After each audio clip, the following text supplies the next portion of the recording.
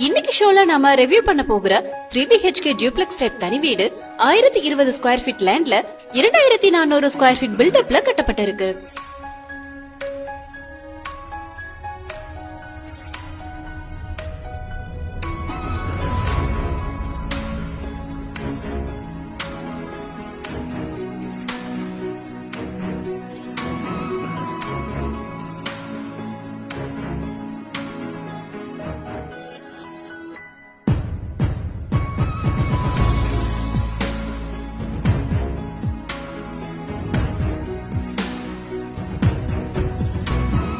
இந்த 3BHK தனி வீடு சென்னை போரூரை அடுத்த கோவூர்ல அமைஞ்சிருக்கு.